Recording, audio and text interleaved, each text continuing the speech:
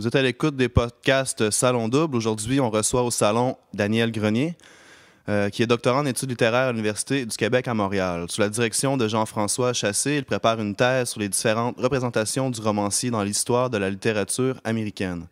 Membre de Figura et de l'Observatoire de l'imaginaire contemporain, il est également assistant de recherche pour le Laboratoire du sélectif, savant et espace du laboratoire épistémo-critique de textes irrigués par la fiction, et membre chercheur du CRIST, le Centre de recherche interuniversitaire en sociocritique des textes.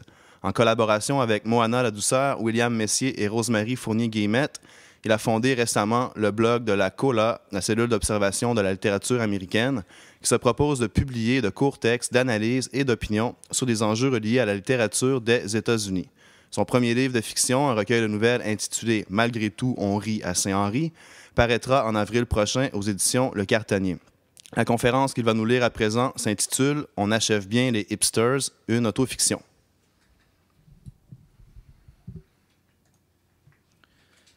Je me souviens que quand j'étais adolescent, à l'époque où j'ai commencé à m'intéresser de façon sérieuse et quasi obsessionnelle à la musique, le terme le plus péjoratif qu'on pouvait accoler à un groupe ou à un chanteur, c'était d'être commercial. J'ai laissé ma première blonde parce qu'elle écoutait trop de musique commerciale à mon goût. C'était impossible pour le jeune rebelle marxo, maoïsto, avant-gardisto grunge que j'étais d'endurer son Madonna et ses compilations de dance de MC Mario Mastermind. Même Big Shiny Tunes, ça passait pas. J'avais un ami qui aimait beaucoup Counting Crows, ça passait pas.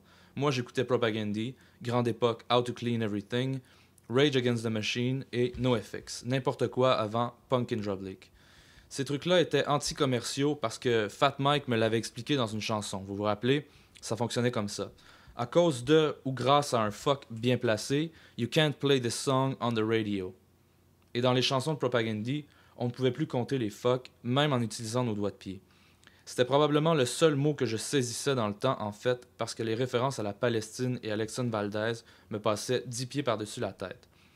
Tout ça pour dire que j'ai toujours eu l'impression de comprendre un peu, dans un mélange d'élitisme et de vraie passion, c'est toujours un peu ça, c'était quoi l'underground? Un terme qu'on affectionnait beaucoup, ou le indie, un autre terme qui est apparu beaucoup plus tard.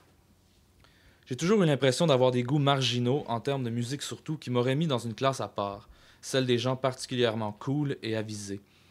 J'ai toujours eu cette impression-là jusqu'au jour, en fait, où je suis entré pour la première fois au Saphir sur Saint-Laurent. C'était, je crois bien, en 2005 ou en 2006 peut-être. On m'avait averti. Je m'étais habillé en conséquence, j'avais mis mon t-shirt de baseball de Sonic Youth, manche noire 3/4, le cover de Goo étampé au milieu. C'est peu dire que le choc a été intense. J'avais déjà eu des échos en allant par exemple visiter le loft crade de mon ami Ricardo dans Griffintown avec sa vaisselle pas faite et ses caisses et ses caisses et ses caisses de vinyle de Sun Ra et Acid Mother Temple, qu'il existait quelque chose comme une vraie culture underground, un underground infini, sans fond, que je comprenais, mais je comprenais vraiment pas de quoi il retournait. Pardon. Quand, à la fin de ma première soirée au Saphir, j'ai dû m'avouer à moi-même que je ne connaissais aucune des chansons que Xavier Caféine et Plastic Patrick avaient fait jouer, j'ai compris que j'étais plus dans le coup, ou plutôt que je n'avais jamais été. Et j'étais sans voix. Mon problème, c'est que je n'avais pas de mots à mettre sur ces gens. Le terme hipster existait depuis déjà quelques années, mais j'étais loin d'être assez hip pour en connaître l'existence.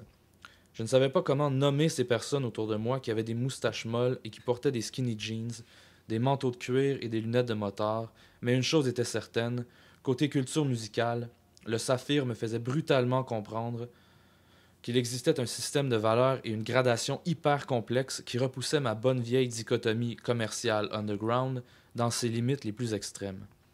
Au milieu des danseurs, sous les cris lascifs de Peaches et des Georges Leningrad, avec mon t-shirt de Sonic Youth et mes jeans un peu trop bootcut, j'étais devenu, à mes propres yeux du moins, un suiveux, un simple touriste, un poser. J'étais, pour la première fois de ma vie, et ça n'a pas changé depuis, le commercial de quelqu'un.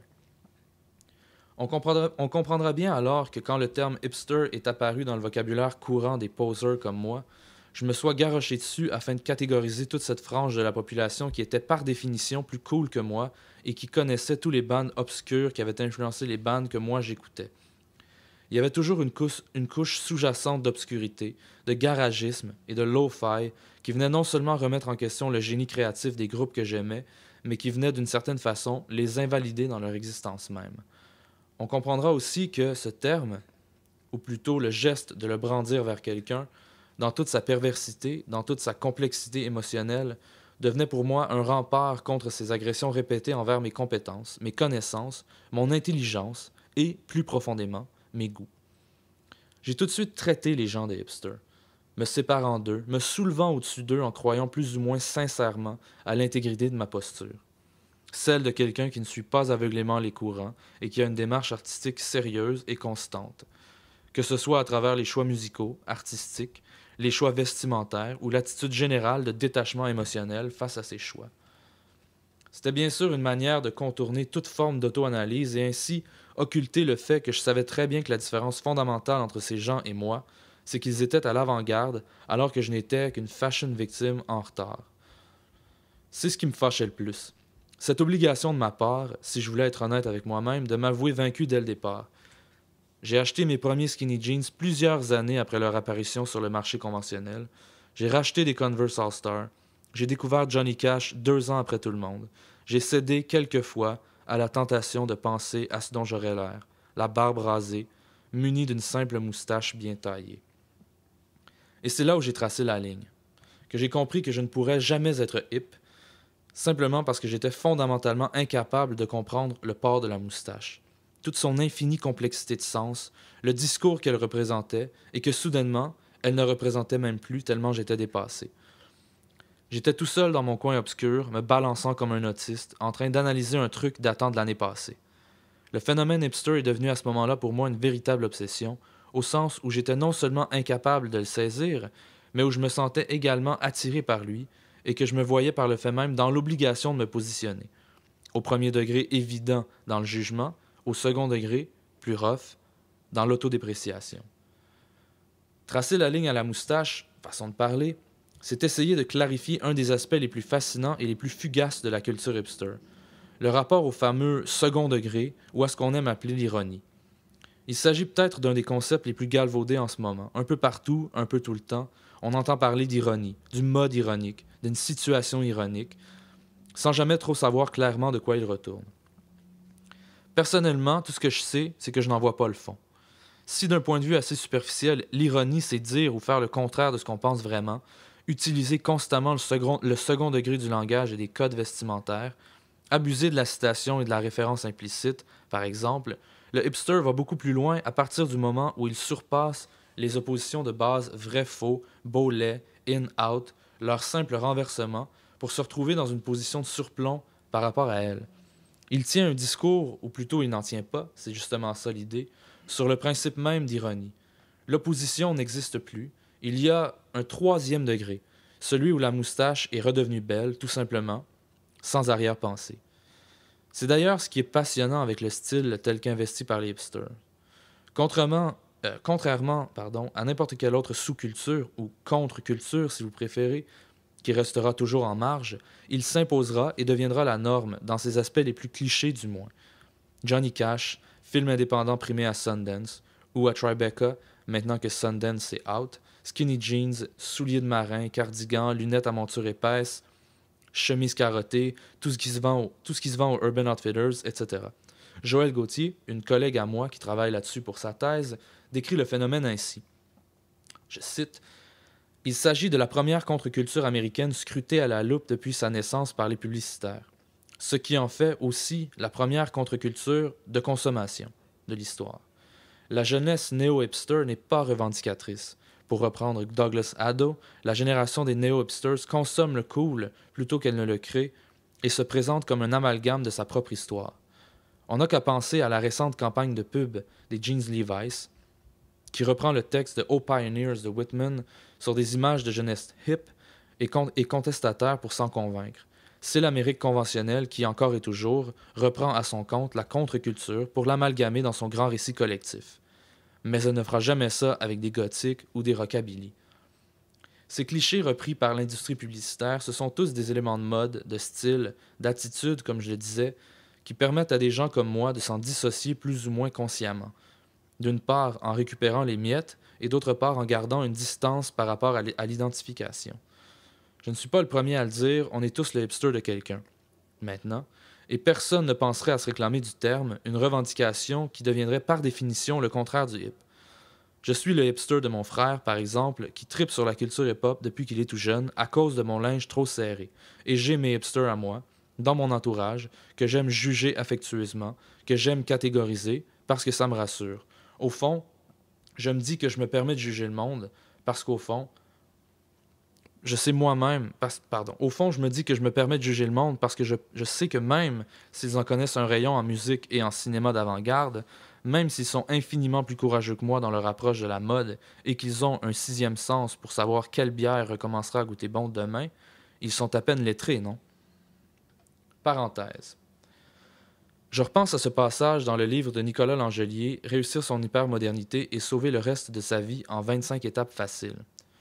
Passage où vous êtes assis dans un snack bar de Gatineau et vous éprouvez un soudain sentiment de nostalgie devant une vieille horloge O'Keeffe ou Laurentide.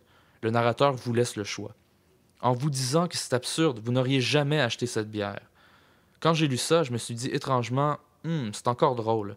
Au moins, acheter de la Laurentide, ce serait ironiser sur nos propres codes. Je veux dire, vous êtes-vous déjà arrêté 2 secondes pour penser à quel point c'est bizarre d'acheter de la Pabst Blue Ribbon à Montréal, à Québec, à Thetford. Tout ce que ça implique de couches significatives d'emprunt, symboliques, à autre chose qu'à vous-même, pour garder le ton de l'Angelier. Il me semble qu'on pourrait se mettre à acheter de la Laurentide, ça serait la moindre des choses. Fin de la parenthèse. Donc oui, je me dis, ils ne me menacent pas vraiment, ces hipsters du nightlife montréalais. Ils sont dans leur petit monde de mode et de bandes obscures. Ils ne se sont jamais vraiment intéressés à ma spécialité, mon domaine, mon royaume, la littérature. Du moins, j'en étais persuadé. En fait, j'étais tellement sûr de mon affaire qu'il y a 1 an ou 2, j'ai écrit un billet de blog un peu provocateur et absolument pas scientifique sur ce que j'appelais alors la bibliothèque du hipster, et qui avait généré un intéressant fil de commentaires. Le billet en question se déclinait comme suit. Alors je m'autocite. Je parlais avec mon ami Maude l'autre soir au Nacho Libre et on se disait qu'un des clichés des personnes vraiment trop cool qui se trouvent particulièrement lettrées, ce sont les livres qu'ils ont dans leur bibliothèque. C'est toujours les mêmes. Ces gens-là ont toujours 1 million de vinyles plus obscurs les uns que les autres, dans 1 million de boîtes éparpillées, et une quinzaine de bouquins sur la tablette en dessous de la télé. On a fait une liste de romans incontournables que tu dois posséder et avoir lus et auxquels tu dois faire référence le plus souvent possible parce que t'es un hipster intello.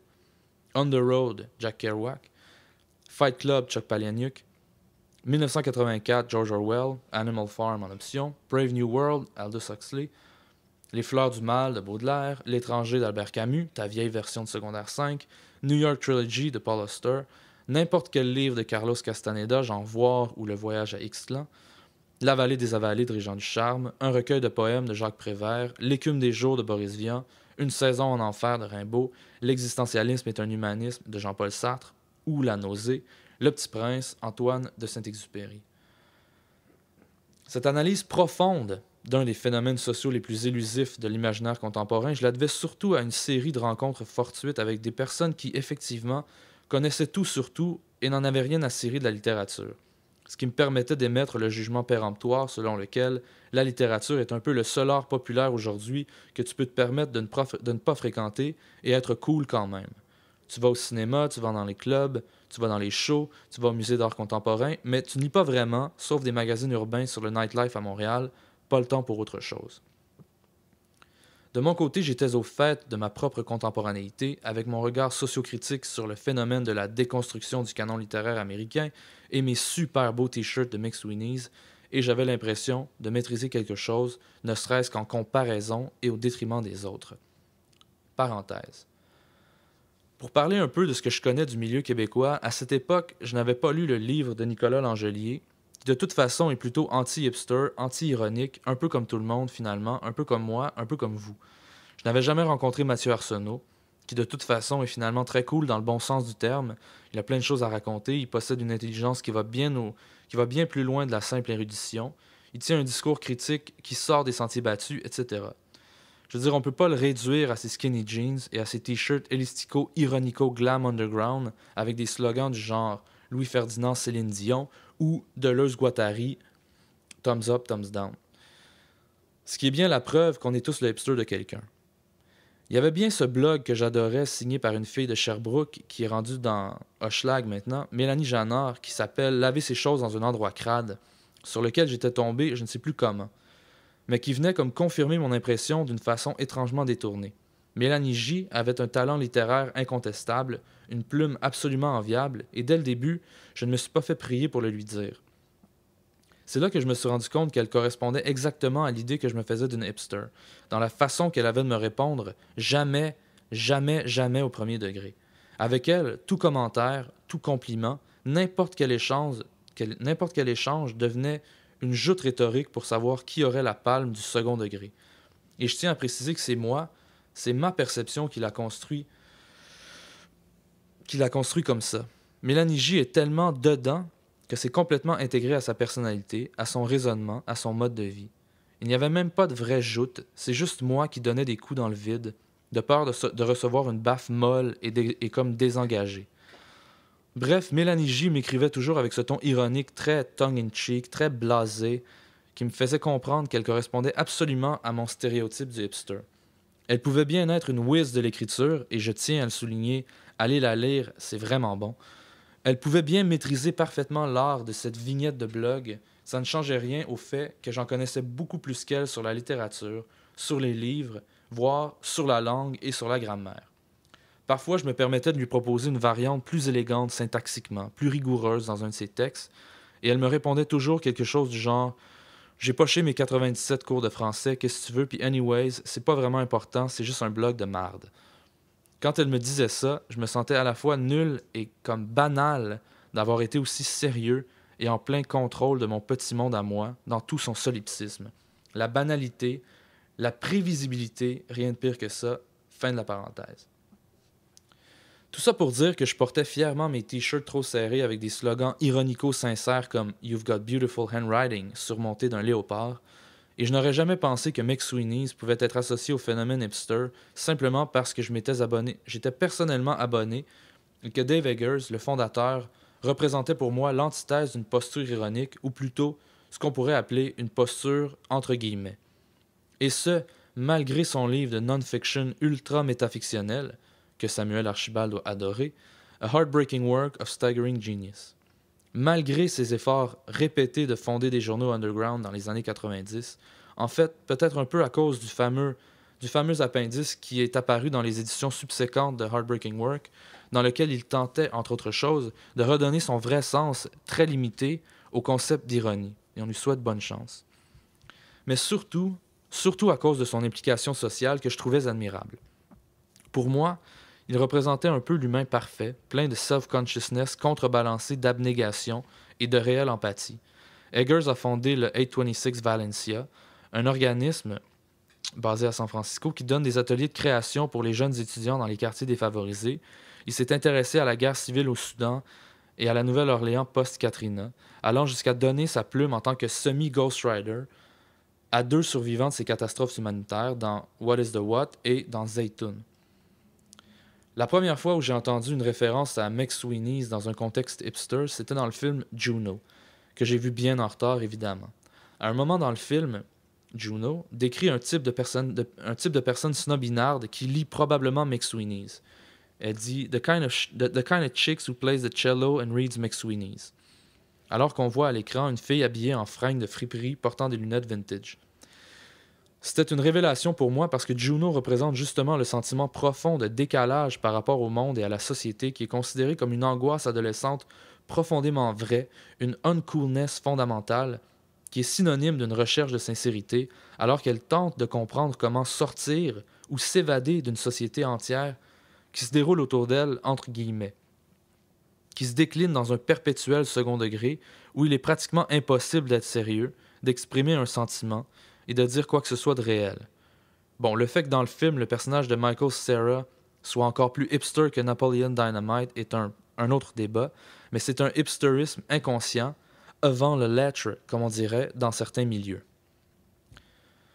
Que Juno, à 16 ans, fan de Patti Smith, des Stooges, de Bowie, etc., qu'elle associe McSweeney's à une forme de superficialité élitiste me frappait en me rappelant à quel point j'étais uncool moi-même, et j'ai compris alors qu'encore une fois, je me trompais sur toute la ligne quant à la nature profonde du hipster, qui était bien plus insidieuse que je ne l'avais toujours cru, bien plus tentaculaire, et qui me rattrapait dans mes propres retranchements.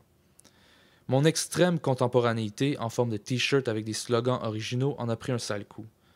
Mais ce n'était qu'une petite claque sans conséquence en comparaison de ma découverte tardive également qu'on pouvait non seulement en 2007-2008 classer McSweeney's dans la catégorie péjorative des trucs pour hipsters, mais qu'à peine plus de 3 ans plus tard, on pourrait déjà trouver que McSweeney's était out, qu'ils étaient des sell-out, et que ce n'était plus d'actualité, que Dave Eggers était le comble du mainstream, et que le simple fait de mentionner le nom sur le fil de commentaires d'un blog comme HTML Giant, le Internet Literary Magazine Blog of the Future, pouvait vous attirer les salves sarcastiques et caustiques de jeunes litsters en pleine possession de leurs moyens et de leur verve post-structuralisto-indie board. Oui, vous avez bien entendu, j'ai vérifié sur Urban Dictionary, la source officielle et officieuse du langage informel, et le terme est défini. Litsters, derivation of a hipster with particular interest in literature. Litsters are involved in writing poetry, fiction, or non-fiction memoirs. Litsters regularly read books published by McSweeney's, but swear off New York Times bestsellers unless it is by chance a McSweeney's publication, e.g. Dave Eggers' works. Other Litster favorites include Kerouac, Bukowski, Thompson, Vonnegut, Foer, Franzen, Zadie Smith, etc. Litsters will typically shop at independent booksellers who carry McSweeney's items over larger conglomerates. Comme vous pouvez le constater, la définition, comme toutes celles qui entourent et tentent de saisir le phénomène du hipsterisme, est construite à la négative pour se moquer d'un type de personne, ce qui explique qu'elle ne soit pas à jour dans ses références. Ça ressemble un peu à une définition que j'aurais pu inventer moi-même après ma première visite au Drawn and Quarterly dans Myland. En fait, le litster n'a rien à faire de Safe and Forward, de Franzen ou de Zadie Smith. Ils sont tous et toutes des vendus, des sell-out depuis longtemps. À la limite, il peut encore citer Miranda July ou Lydia Davis parce qu'elles n'ont pas publié de roman. Il a déjà commencé à se moquer de Taolin parce que Vintage va publier son prochain livre. Mais restons un peu sur le cas de Taolin, si vous permettez, qui est quand même pour moi le contact initial avec le litster, ma découverte que même en littérature, même dans mon pseudo-domaine d'expertise, je n'étais ni à jour ni à la page. Lynn, écrivain et blogueur né en 1983, auteur entre autres de la novella Shoplifting at American Apparel, participe de façon informelle à HTML Giant. HTML Giant, c'est un blog de critique et d'opinion sur l'art fondé et dirigé par l'écrivain Blake Butler et d'autres, qui réunit une frange de la communauté littéraire américaine indie et de ses fans. Peut-être la meilleure porte d'entrée sur ce que Bertrand Gervais, citant Peter Sloterdijk, citant probablement Julien Lefort-Favreau, appellerait l'extrême contemporain américain, en poésie et en prose du moins. Évidemment, il y a tout sur ce blog, et la plupart du temps, les entrées elles-mêmes sont vraiment très intéressantes, c'est loin d'être un espace critique vide et superficiel. Tous les collaborateurs sont des gens qui ont soit une pratique d'enseignement, on retrouve souvent des articles sur les MFA, les fameux Writing Workshops des universités américaines, soit une pratique d'écriture, qu'ils aient été publiés ou non. Tous les collaborateurs ne se connaissent pas non plus, ne s'aiment pas nécessairement et ne sont pas en mutuelle admiration les uns des autres. Il y a un réel travail de mise à l'avant d'une petite littérature séparée du marché, celle de l'édition indépendante qui, ironiquement pourrait-on dire, prend toute son inspiration de l'aventure McSweeney's, et aussi celle de l'édition d'auteur, à la limite, qui est très respectée. Il y a un grand souci de la part du site d'être un porte-voix pour les écrivains et les poètes qui émergent. Bon, ceci dit, est-ce que tout cela en fait un portail de la culture hipster? Je ne sais pas. Je ne m'en serais peut-être jamais rendu compte si on ne m'en avait pas parlé, si on ne me l'avait pas souligné à gros traits. Je veux dire, quand on m'a dit que Pitchfork était un site de hipster, j'ai dit « Ah ouais ». Et quand on m'a dit que Pitchfork c'était out, j'ai dit « Ah ouais ». En fait, c'est là mon propos au fond, HTML Giant devient hipster surtout dans ses fils de commentaires, dans les conversations générées par les billets eux-mêmes. À partir du moment où j'ai lu l'intervention de quelqu'un qui disait « Enfin un billet sincère qui n'est pas du ironic hipster posturing », j'ai commencé à regarder les interventions différemment. De ce côté-là, c'est vraiment une ambiance différente d'autres blogs de critiques littéraires communautaires comme The Valve, ou même, plus près de chez nous, un blog qui s'appelle Littéraire après tout, qui mériterait d'être plus connu. Et c'est en me perdant des heures et des heures dans ces fils de commentaires que j'en suis arrivé à la conclusion qu'il y avait bel et bien un lien possible entre le monde de l'uber cool fashionista et celui de la littérature, au-delà de l'affiliation historique hip, Norman Mailer, jazz, beat, on the road, etc., celle qui intéresse Joël Gauthier par exemple, un lien qui allait détruire toute prétention que j'aurais pu avoir à une certaine coolness, un lien qui unit la fameuse culture de la citation, la winking inauthenticity dont parle Christian Lorenzen, et les départements de lettres des universités. Ce lien, je le découvrais sur le Internet Literary Blog of the Future, c'était la French Theory. Dans les fils de commentaires de HTML Giant et des blogs qui y sont affiliés, on ne compte plus les références à Deleuze, à Derrida, à Lyotard, à Demand ou à Kristeva, qui servent souvent de tremplin non pas à une conversation, mais plutôt à une méta-conversation, non pas à des commentaires, mais à des méta-commentaires. Le blog personnel de Blake Butler s'appelle GDCS plus SWDP, qui se traduit par Gilles Deleuze committed suicide and so will Dr. Phil. Le signe plus dans cette équation, j'imagine que c'est probablement ce qu'on appelle, dans les ouvrages de critique littéraire, le middle brow. Sur HTML Giant, il se trouve toujours quelqu'un pour écrire en lettres majuscules, comme s'il le criait afin qu'on ne le prenne pas vraiment au sérieux. No experience is entirely subjective. Citant et se moquant du fait de citer en même temps, simultanément. Une posture que l'intervenant suivant a le choix d'essayer de dépasser ou de dénigrer, ce qui entraîne souvent une joute de références plus ou moins implicites jusqu'à la désintégration pure du langage. Habituellement, ça finit par des signes orthographiques orphelins qui ont perdu leur qualité même d'émoticons. Sur HTML Giant, il se trouve toujours quelqu'un pour critiquer la posture néo-hipster ironique du site en général, ce qui habituellement provoque une avalanche incontrôlable de guillemets et de réflexions sur l'usage des guillemets. Dans un court billet publié récemment, David Fishkin, un des contributeurs que j'aime bien lire, écrivait qu'il avait été étonné de constater que l'écrivain Tao Lin, dont on parlait tout à l'heure, venait d'envoyer un tweet presque entièrement non méta, non autoréférentiel, nous disant, je cite, Notice the lack of self-reference or promotion, reference to the nature of said tweet, bracketed ambiguous / conceptual thoughts, esoteric ongoing commentary of something semi-contextualized via hashtag. Ce billet a engendré un long fil de commentaires auquel Tao Lin lui-même n'a pu s'empêcher de participer, qui représente bien, je crois, cette parfaite fusion entre le hipster et le discours postmoderne et déconstructiviste, qui ne sera jamais out parce qu'il restera toujours l'équivalent littéraire d'un band obscur des années 70 qui faisait déjà du no-wave en 73. T'imagines? Bon, parenthèse.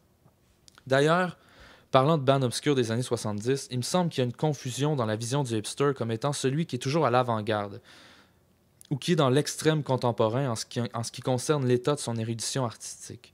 En y réfléchissant, j'aurais tendance à dire que c'est plutôt vers le passé qu'on doit se tourner pour bien définir la posture hip, au sens où, si tu veux être sûr à 100% de ne consommer que du alt, tu t'exposes, en découvrant ce qui sera cool demain, à courir le risque que ça devienne mainstream. Je me rappellerai toujours du moment flottant entre Fell in Love with a Girl et Seven Nation Army des White Stripes, quand certains de mes amis ont littéralement brûlé leurs albums, ou encore ces quelques mois qui ont séparé l'apparition sur les ondes radiophoniques de Float On de Modest Mouse et sa réinterprétation par les candidats d'American Idol. Je veux dire, moi-même, j'ai presque crié « sell out ».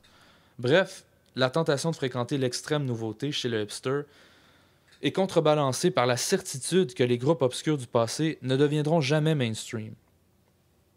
Écouter Clap Your Hands Say Yeah, c'est s'être trompé à partir du moment où la chanson joue au renombré. Révérer Lydia Lunch ou Devo, c'est s'assurer qu'une telle situation ne se produira jamais. Personnellement, c'est toujours cet aspect qui m'a le plus intimidé chez mes hipsters à moi. Si je parle de Tom Waits, ils vont me répondre avec Chucky Wise. Si je me roule dans Bowie, ils vont me goudronner avec Roxy Music, Nico ou Velvet Underground. Fin de la parenthèse. Voici un exemple de conversation découlant du billet un peu provocateur de David Fishkin qui ressemble étrangement à une version NYU Columbia super élaborée de cet épisode de Friends où Joey ne comprend pas comment fonctionnent les guillemets. Alors Brooke Sterritz écrit « Interesting observations, but only a fraction of Tao Lin's tweets are actually meta if you mean self-referential. I want to steer the pot. Ce à quoi Guess Who répond How much did he pay you for that comment? Et Tao de dire Zero. Ensuite, un intervenant qui signe name entre guillemets. Yes, also funny or simply amusing that Fishkin said this tweet didn't have bracketed quotes or ambiguous/conceptual words, even though 3 words are bracketed in this way. At least 2 of them for Tao's typical ambiguous/conceptual tactic. David Fishkin répond In the United States, bracket usually refers specifically to the square or box type. Guess Who continue en disant How can something usually refer specifically to one thing or another? Etc., etc., etc., jusqu'à ce que l'un ou l'autre des participants s'avoue vaincu ou qu'un trouble fait vienne troller l'argumentation en faisant bifurquer le débat ailleurs.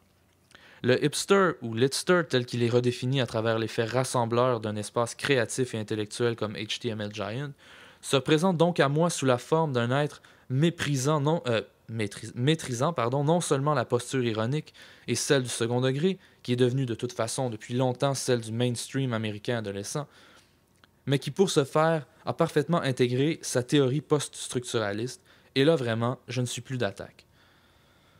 En me renvoyant non plus seulement faire mes devoirs du côté de la musique lo-fi et du garage rock des 60s, mais en me renvoyant aussi revoir mon canon littéraire au complet, il a réussi une autre fois à me faire douter de moi et de mon rapport au monde et à l'art. Ce qu'il me fait comprendre également mieux que n'importe quoi, c'est ce que l'extrême contemporain a de foncièrement indéfinissable en m'expliquant que le concept est fuyant, dans sa double identité sémantique, irréconciliable de temps présent et surtout de modalité esthétique. Le contemporain, ce sera toujours et surtout, plus que ce qui se fait ici et maintenant, ce qui est intéressant et nouveau et relevant, pour prendre un terme alt, ou qu'il l'était à l'époque, à la limite, peu importe laquelle. Ce hipster-là, qui a envahi, semble dire, mon domaine et ma passion, qui connaît son Foucault, son Genet, son Robbe-Grillet, son Beckett et son Artaud bien mieux que moi, qui peut m'expliquer pourquoi Laurie Moore est so lame et pourquoi Don DeLillo est so overrated, il pourrait me faire douter de toutes mes certitudes, il pourrait me faire basculer dans le cynisme et l'indifférence. Je ne sais plus quoi faire, il y a trop de sincérité, trop de conviction dans son soupir ironique face au monde. Finalement, et c'est peut-être le plus grave, il me fait même réaliser que j'en parle comme si tout le monde le connaissait, comme si tout le monde connaissait bien toutes les choses auxquelles j'ai fait référence ce soir. Preuve à quel point il m'obsède et m'intimide. Il m'obsède et m'intimide jusqu'au point de me mettre en scène en face de lui, qui n'est même pas là, comme si vous n'étiez pas là, et que je m'adressais à lui et à ses comparses, pour livrer un discours que plusieurs d'entre vous peut-être trouvent un peu auto-indulgent et à la limite de la paranoïa. Dernière parenthèse. En passant, je tiens à dire que cette paranoïa a été accentuée par les réactions des amis à qui j'ai parlé du sujet que je voulais aborder et avec qui j'ai discuté de certains des enjeux soulevés ici. La plupart m'ont recommandé de porter ma veste anti-balles et m'ont suggéré des lectures pertinentes, des incontournables. Essais sur la post-ironie, dossier sur la culture hipster, le fameux article du Adbuster, le roman de Nicolas Langelier, Stuff White People Like, What Was the Hipster, etc. C'est peut-être une déformation du zèle estudiantin, mais de mon côté, j'ai pris ça assez au sérieux, je dois dire. Assez au sérieux pour aller me perdre dans la culture Internet et essayer de pénétrer dans l'antre de la bête. Et c'est sous cet angle que j'aimerais conclure, en spécifiant que ce ne sont vraiment pas les intellectuels et les vieux comme moi qui réussiront à bien cerner ce qui se passe dans ce monde-là, dans le langage, dans l'espace et dans la façon dont les jeunes gens qui l'investissent ont intégré complètement des notions comme l'ironie ou le deuxième degré, à un point tel que le discours institutionnel sur ces notions soit lui-même intégré, digéré et recraché en nouvelles formes toujours plus subtiles d'expression langagière et stylistique. Je veux dire, pour ceux d'entre vous qui pensent que la post-ironie, c'est revenir à la sincérité parce que vous avez lu Réussir son hypermodernité, ou les diatribes anti-ironie de Dave Eggers ou David Foster Wallace, je donnerai seulement l'exemple suivant, trouvé sur le site Rumpus, qui a interviewé dernièrement la poétesse Megan Boyle, auteure d'un recueil de poésie qui s'appelle Selected Unpublished Blog Post of a Mexican Panda Express Employee. Sa réponse à la question « Qu'est-ce que la post-ironie » vient de l'intérieur, de la culture elle-même, et non pas d'un regard externe et pseudo-objectif ou sociologique. Elle répond Je la cite. This seems hard to explain. I'll give an example. Around 2004, wearing large glasses and mustaches seemed funny and cutting edge to an artsy, intelligent hipster counterculture of young people, probably because of growing up surrounded by family members who considered wearing mustaches and funny-looking large glasses to be simple, boring, normal facts of life. When juxtaposed on the body of an attractive young person, the deadpan large glasses aesthetic created an appealing sense of irony and caused people to make friends and either overtly or subtly influenced them to wear similar things. Urban Outfitters noticed that what was happening and started selling clothes that family members with large glasses would wear if those family members were in their sexual prime and wanted to make friends. This clothing style became hugely popular because of the sense of humor, authenticity, and shared experience it suggested. It made people seem both inclusive and approachable, individuals. Then there were a lot of individuals wearing the same thing because they shopped at a store. That made it possible for a lot of people to be individuals together. Post-irony is the new identity canvas for a person overexposed to the first wave of ironic personal expression. Plus je lisais, plus je m'informais, façon de parler tellement je comprenais rien, plus je cliquais sur des liens qui m'amenaient de Tumblr en blog, en Flickr, plus je ressentais cette impression de vertige qui nous saisit souvent quand on surfe trop longtemps, sans but précis, mais doublé d'un réel sentiment de voyeurisme et d'inquiétante étrangeté face à cette identity canvas déployée. Pour mal citer Miranda July, je sentais qu'on me disait « Man, you really don't belong here ». Ce que je veux dire, c'est comment appréhender correctement un phénomène qui est à la fois une chose et son contraire. Quelques exemples. Hipster Runoff est un blog qui parodie tellement parfaitement la culture hipster qu'il est devenu la référence officielle de cette même culture. Rien de plus cool en ce moment que de porter un t-shirt I Am Carl's, le fondateur anonyme de Hipster Runoff. Tao Lin et sa femme Megan Boyle, deux écrivains de l'extrême contemporain américain, ont récemment ouvert une petite maison de production inspirée des films du mouvement Mumblecore. Peut-être en les parodiant, c'est dur à dire. Ils tournent des films plus ou moins scénarisés avec leur MacBook, dans lesquels ils jouent leur propre rôle de couple, dans des situations normales de la vie, du genre être dans un Walmart, prendre une boîte de jouets et dire « Oh, so this won the National Book Award » ou juste chiller dans un lit et se passer une boîte de peanuts en disant « Here's the new Laurie Moore ». Ils ont aussi réalisé un documentaire sur la jeune blogueuse et fashionista Bibi Ziva, qui vient d'être présentée au Tribeca Film Festival, dans lequel on peut entendre l'adolescente de 17 ans dire la phrase suivante, sur un ton indéfinissable, insaisissable, vraiment loin de celui qu'aurait pu utiliser Kurt Cobain, par exemple, qui résume vraiment bien, d'après moi, l'ensemble des divagations de cette dernière parenthèse. I understand that life is bleak, and you can either kill yourself or you can donate your existence to, like, social commentary. Elle prononce cette phrase en voix off, pendant qu'on la voit se balader dans un centre commercial, elle-même en train de s'auto-filmer avec le MacBook, souriante. On la voit se rouler dans une fausse pelouse en plastique et essayer des vêtements griffés. Ce n'est ni le mal de vivre, ni une critique de la superficialité qui sont mis en scène ici. C'est autre chose qui m'échappe complètement, qui dépasse ma propre capacité de détachement, quelque chose qui a failli me faire virer fou à force d'essayer de comprendre pendant les heures que j'ai dédiées à la préparation de cette intervention. Et ça, c'est sans parler d'essayer de comprendre quel est le discours, quel est le nombre de couches symbolico-ironiques dans la dernière chanson du dernier disque de Bon Iver. On s'y perdrait à moins. Fin de la parenthèse. Ce hipster-là que je me construis à mesure que j'en parle, il est parfois très présent dans mon esprit, très bien défini et très bien cerné. Je peux le pointer du doigt, je peux l'achever dans les règles. Tellement présent, en fait, comme je le disais tout à l'heure, qu'il m'oblige à m'adresser à lui et à en faire mon lecteur in fabula, si on veut, quitte à snobber à mon tour plein de gens qui ne connaissent ni Dave Eggers, ni David Foster Wallace, sans parler de Tao Lin ou de Bibi Ziva. Il est la définition même du contemporain qui est si conscient de lui-même qu'il en a perdu sa self-consciousness, sa surconscience. Il est tellement ironique qu'il en est sincèrement désolé. Je l'ai rencontré pour la première fois dans un cadre musical, et c'est là qu'il prend sa forme la plus évidente, mais il m'a rattrapé dans la littérature, dans sa vision expérimentale, méta-indé, de la fiction ou de la poésie, qui fait des jeux de mots vraiment élaborés sur les noms de Foucault ou de Kristeva. Ce hipster-là, j'ai l'impression parfois de le saisir et de pouvoir le nommer. Bref, ce que j'ai essayé de dire avec tout ça, c'est qu'au fond, pour moi, le hipster agit surtout comme une soupape de sécurité et de réconfort qui sert à mettre un mot commode sur mon complexe d'infériorité afin de le garder en laisse. La question maintenant, c'est de savoir à quoi il vous sert à vous.